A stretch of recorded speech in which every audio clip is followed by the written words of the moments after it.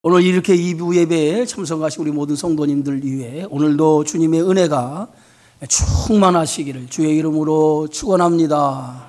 자, 우리 함께 인사 나누겠습니다. 사랑하고 축복합니다. 사랑하고 축복합니다. 인생은 바다를 항해하는 배와 같습니다. 배를 타고 가다 보면 뜻하지 않는 그러한 풍랑을 만날 때가 있지요. 때때로 인생을 살아가는 우리에게 이렇게 예고 없이 고난이 찾아올 때가 있습니다.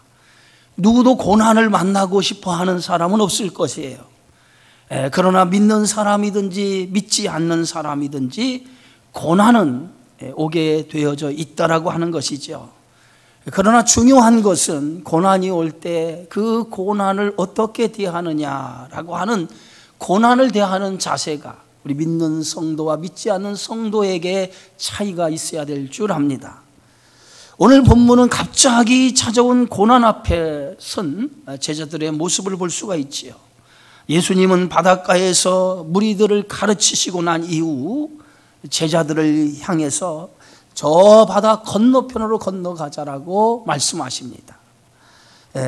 오늘 누가복음 4장 35절에 보니까 그날 저물 때에 제자들에게 이르시되 우리가 저편으로 건너가자 하시니, 예수님의 이 말씀을 듣고 제자들은 예수님의 탄 배에 함께 이제 바다 건너편을 향해서 이제 배를 타고 이제 건너갑니다. 그런데 이때 예수님과 제자들이 탄 배뿐만 아니라 예수님의 말씀을 함께 들었던 많은 무리들도 배를 타고 함께 예수님이 가시는 그 길을 향해 가는 것을 볼 수가 있지요. 오늘 36절에 보니까 그들이 무리를 떠나 예수를 배에 계신 그대로 모시고 가매 다른 배들도 함께 가더니라고 말씀합니다. 예수님과 제자들이 배를 타고 바다 건너편으로 향하여 가는 그 시간은 오늘 성경 말씀에 보면 해가 저물 때에라고 말하고 있어요. 해가 저물 때에, 어둠이 이제 막 내리는 그러한 시간에 예수님은 제자들과 함께 바다 건너편으로 건너가자라고 말씀하셨습니다. 여러분, 오늘 성경에서 보면 이 바다는 세상을 상징해요. 그리고 이 어둠은 세상의 풍파를 의미합니다. 예수님과 제자들이 이제 배를 타고 바다를 건너가는데 얼마쯤 건너갔을까요? 갑자기 광풍이 불기 시작하면서 제자들이 탄 배, 예수님과 제자들의 탄 배가 큰 위기를 만나게 되어지죠. 이 갈릴리 바다는 지형적으로 예기치 못한 광풍이 자주 분다고 그래요. 왜냐하면 갈릴리 바다는 지중해 수면보다 한 200m 아래에 위치하고 있고요, 산으로 둘러싸여 있기 때문에 헬몬산에서 발원한 찬 공기가 이 갈릴리 바다에 둘러싸고 있는 그러한 산에 부딪히면 그 갈릴리 바다의 뜨거운 태양으로 인해서 증발하는 따뜻한 공기와 부딪힌다는 거예요. 그래서 그것이 부딪히면 갑자기 폭풍으로 변해서 예기치 아니하는 이런 폭풍이 발생한다고 합니다. 이렇게 예수님과 제자들이 탄 배가 그 바다 건너편을 향해 건너가고 있는데 갑자기 불어닥친 이 광풍으로 인해서 예수님이 탄 배가 일촉즉발의 상황을 맞이하게 되어지죠. 이 장면을 아주 유명한 화가인 렘브란트가 갈릴리 호수의 그 폭풍이라고 하는 그 그림을 그렸어요. 우리 화면을 한번 보시기 바랍니다.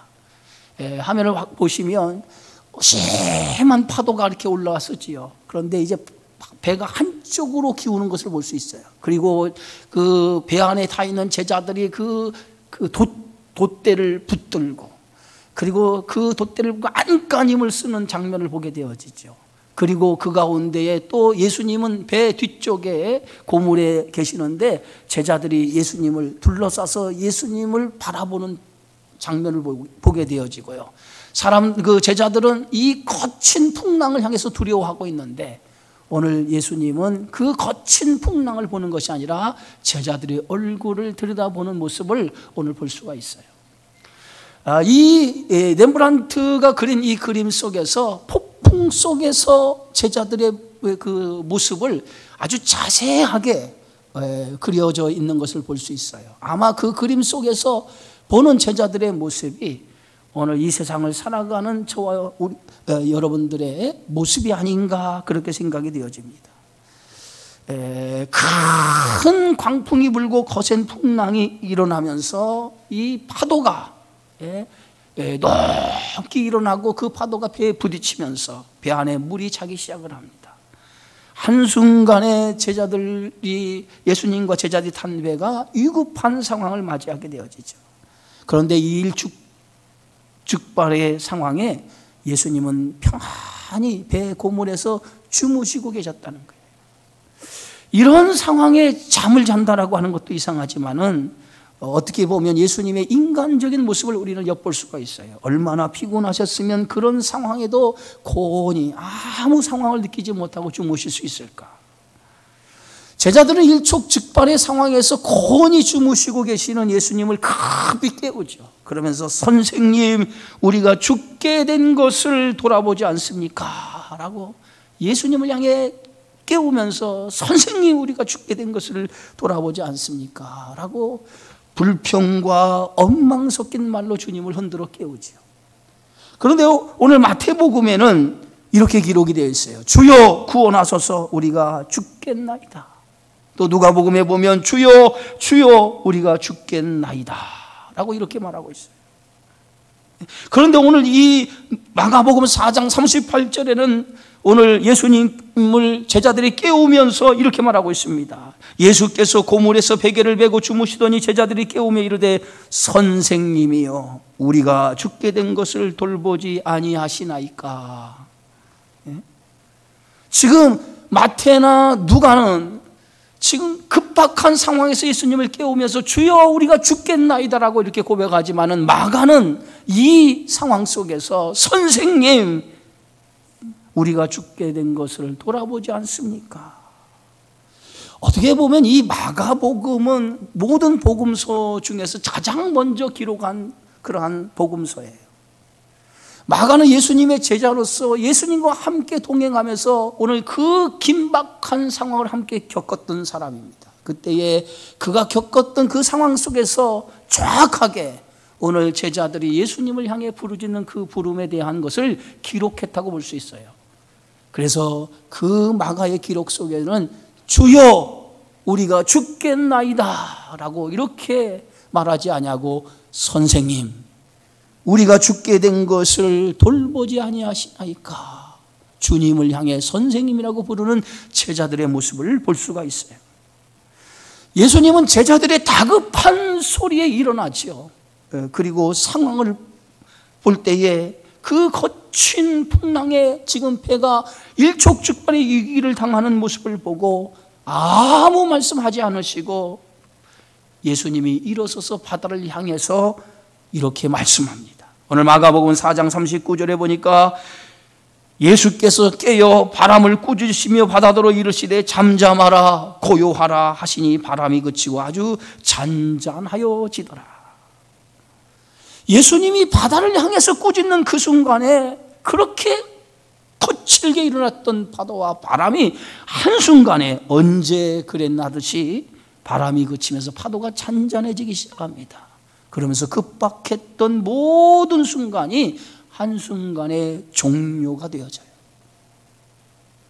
그때 예수님께서는 이제 제자들을 보시면서 이렇게 말씀하십니다.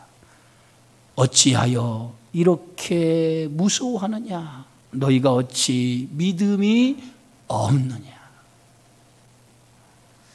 예수님은 제자들을 바라보시고 제자들을 책망하거나 꾸짖지 않았습니다. 예수님은 어찌 믿음이 없느냐라고 이렇게 말씀하십니다.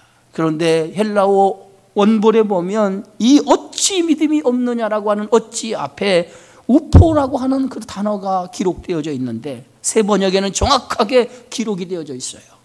아직도 믿음이 없느냐.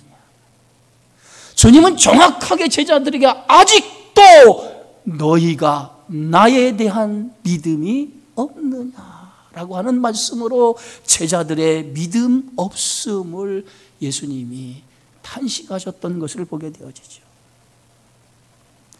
제자들이 풍랑 속에 무서워하고 두려워한 이유는 예수님의 말씀처럼 저들이 아직도 예수님에 대한 믿음이 세워지지 않았다는 거예요. 제자들이 탄 배 안에는 예수님이 계셨습니다. 예수님이 어떤 분이십니까? 예수님은 만물을 주관하시고 다스리시는 전능하신 하나님이에요. 그 전능하신 하나님께서 제자들에게 많은 이적과 기적을 보여주셨어요. 각색 병자들을 고치시고 귀신 들린 자들을 귀신을 물리치시고 그 수많은 이적을 통해서 자신이 메시아 그리스도이심을 드러내 보이셨습니다.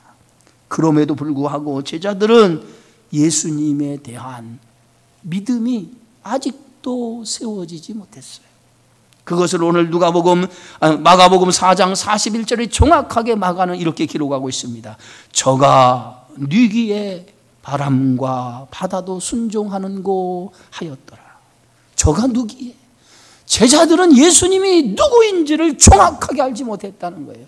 그 많은 이적과 그 많은 기사를 경험했어도, 그리고 하늘나라의 비밀에 대한 비유로 저들이 말씀을 들었음에도 불구하고 저들은 아직도 예수님이 누군가, 예수님에 대한 정확한 믿음이 세워지지 않았다는 거예요. 그래서 제자들은 주님이 아니라 주님을 향해서 선생님, 우리가 죽게 된 것을 돌아보지 않습니까? 라고 예수님을 향해 불평과 원망 섞인 말로 예수님을 흔들어 깨웠던 것을 보게 되어지죠. 어떤 믿음을 갖느냐에 따라서 우리의 삶이 결정이 됩니다. 믿음이라고 하는 것은 내가 믿는 하나님, 내가 믿는 예수님이 어떤 분인가를 아는 것이 믿음이에요. 주님이 누구인지를 알지 못하면 우리는 믿음을 온전히 가졌다라고 말할 수 없습니다. 주님을 온전히 아는 것, 그것이 믿음이라고 하는 거예요. 주님을 아는 것만큼, 주님에 대한 믿음을 갖는 것만큼 우리의 삶이 달라지고 변화가 되어진다는 거죠. 누구에게나 인생의 풍랑은 만날 때가 있습니다. 그러나 그 풍랑이 중요한 것이 아니라 그 풍랑 속에 내가 어떠한 믿음을 가지고 있느냐, 그것이 더 중요하다라고 하는 것은 오늘 본문에서 주님이 우리에게 가르치고 있어요. 믿음이라고 하는 것은 상대의 개념이 아닙니다. 믿음은 소유의 개념이에요. 주님이 내 안에 있느냐 없느냐, 내가 주님을 소유하고 있느냐 없느냐, 이것이 믿음이라는 거예요.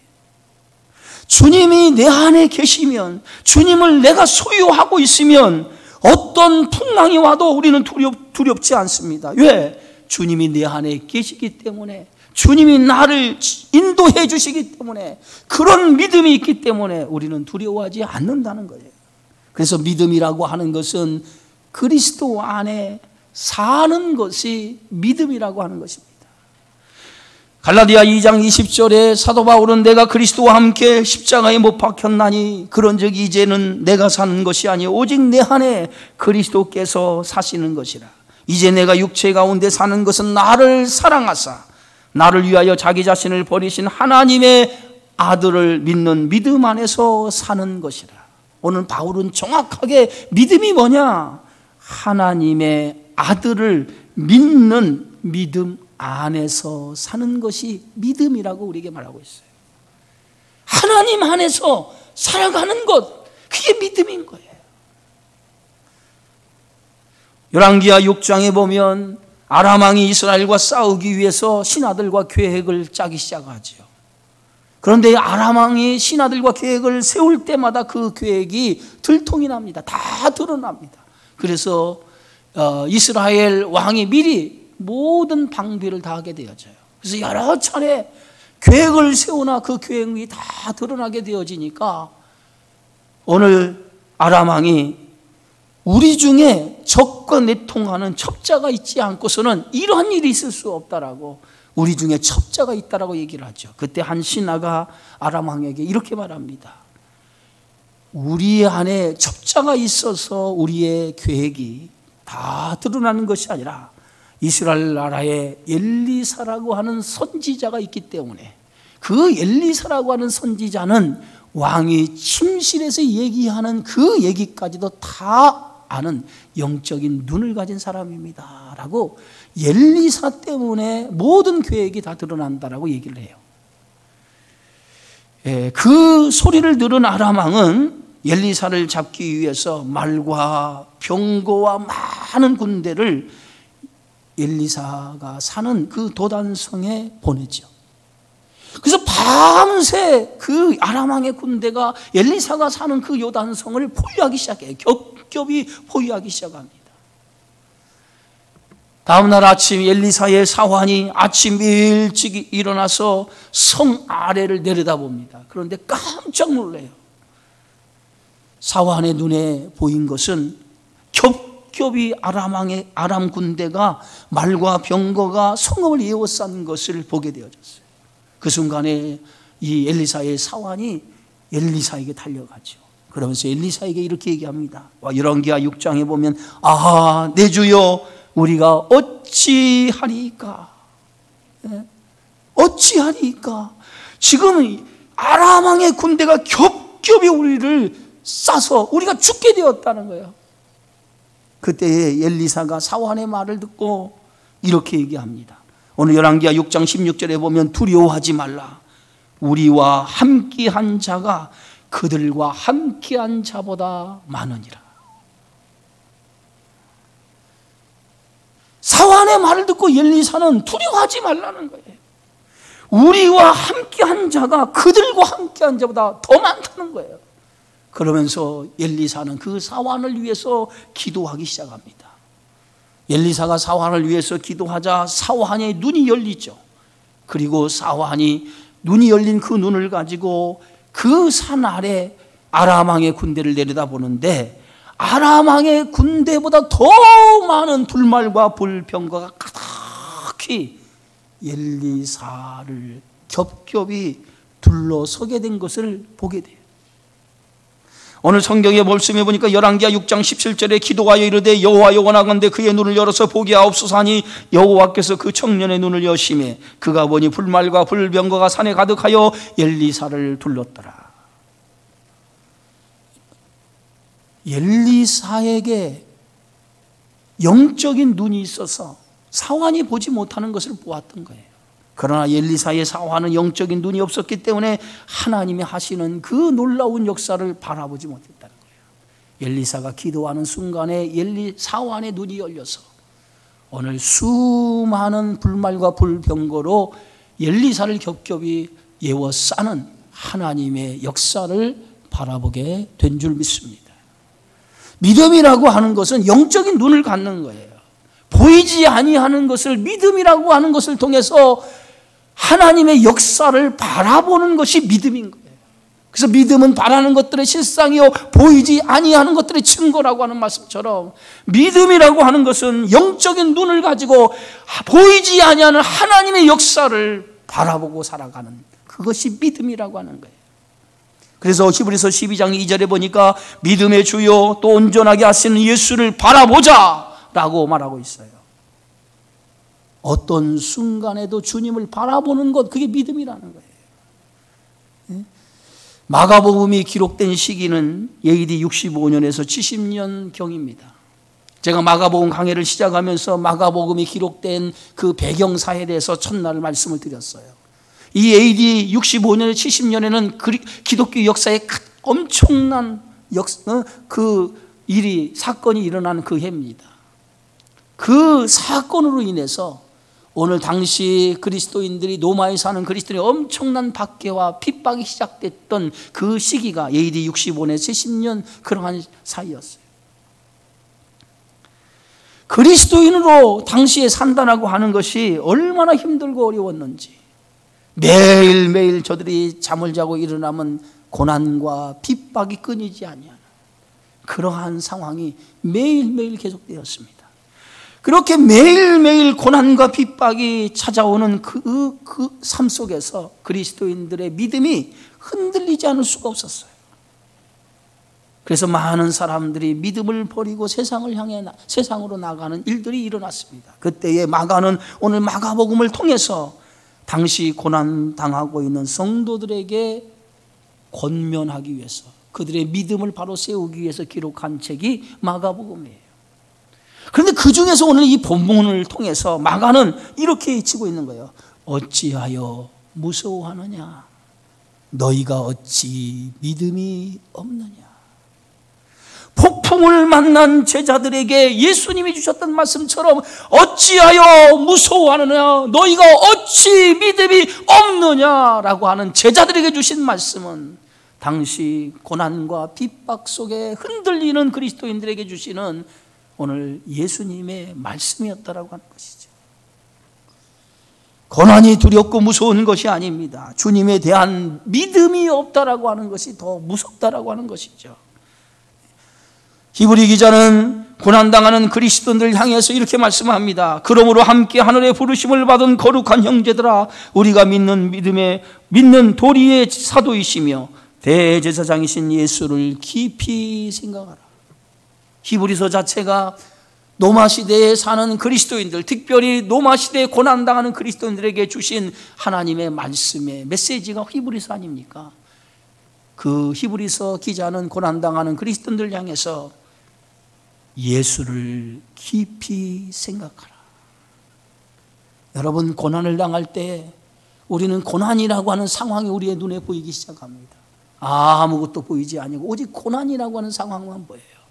그러나 그 고난이라고 하는 그 상황 속에 오늘 믿는 성도들은 더욱더 예수를, 나의 생명 되신 예수를 더 깊이 생각해야 될 줄 믿습니다.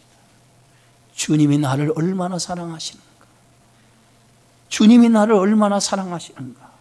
그 사랑을 깨달으면 그 거친 풍랑과 고난 속에서도 고난을 이길 수 있는 능력이 그 안에서 생겨지는 줄 믿습니다. 이사야 43장 1절에 3절에 보면 야곱아, 너를 창조하신 여호와께서 지금 말씀하시느니라.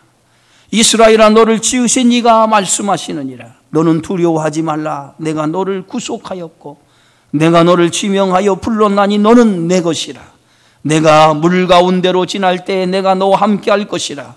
강을 건널 때에 물이 너를 침몰하지 못할 것이며 내가 불 가운데로 지날 때에 타지도 아니할 것이요 불꽃이 너를 사르지도 못하리니 대저 나는 여호와 내 하나님이요 이스라엘의 거룩한 이요 내 구원자임이라. 고난이라고 하는 풍랑이 와도 하나님이 나의 하나님, 하나님은 나의 구원자라고 하는 믿음이 바로 세워지면 우리는 어떤 풍랑도 두려워하지 않는다. 지금 제자들의 두려움은 예수님에 대한 온전한 주님은 나의 하나님이요 나의 구원자라고 하는 그 믿음이 세워지지 않았기 때문에 그들은 두려워하고 무서워했다라고 하는 것이죠. 감리교를 창시한 예슬레 목사는 인디안 선교를 위해서 조지아주로 떠납니다. 2년여 동안 인디안들을 선교를 하지만은 그러나 그 선교는 실패하고 고향으로 다시 돌아오는 배를 타게 되어지죠. 예슬레 목사님이 돌아오는 배를 돌아오는 길에 배를 타고 이제 돌아오는데 그 돌아오는 그 길목에 큰 풍랑을 만나게 되어져요. 얼마나 거센 풍랑이 밀어닥쳤는지 예슬레 목사님은 그 풍랑 속에 두려운 마음이 가득했어요. 그런데 그 순간 어디선가 찬송가 소리가 흘러나오기 시작을 하는 거예요. 그래서 예슬레 목사님은 이 거센 풍랑 가운데 두려워하고 있는데 찬송 소리가 흘러나오니까 그 찬송 소리가 흘러나오는 곳을 향해서 발걸음을 옮기기 시작했습니다. 한참을 가는데 그 풍랑 속에서 가판 위에 모라비안 교도들이 앉아서 손에 손을 잡고 하나님 앞에 그 거친 풍랑 속에 찬송을 부르는 모습을 목격하게 되어져요.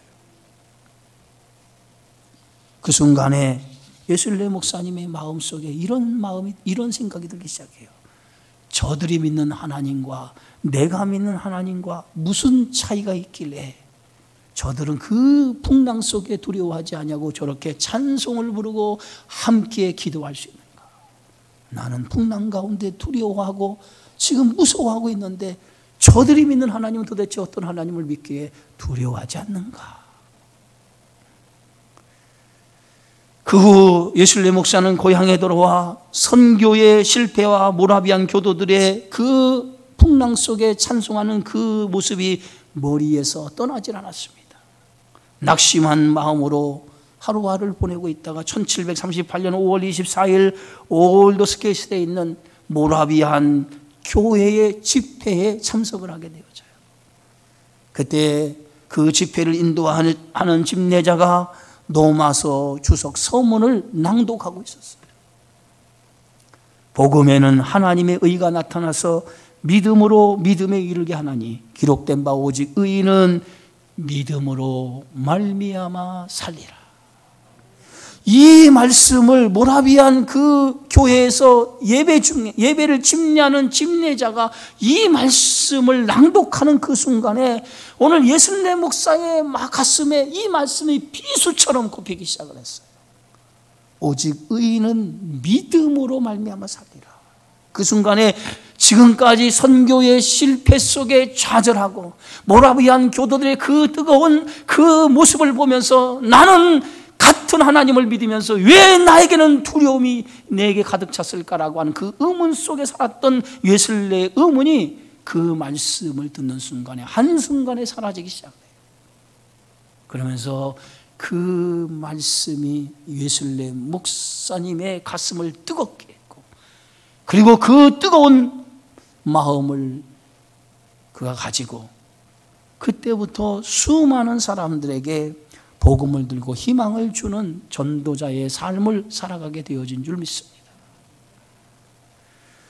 다윗은 인생에 많은 풍랑을 만났어요. 다윗처럼 인생에 많은 풍랑을 만난 사람은 없을 거예요. 우리가 성경에 보면 다윗의 생애를 보면 다윗의 생애는 파란만장한 생애였어요. 많은 고난을 당한 사람이었어요.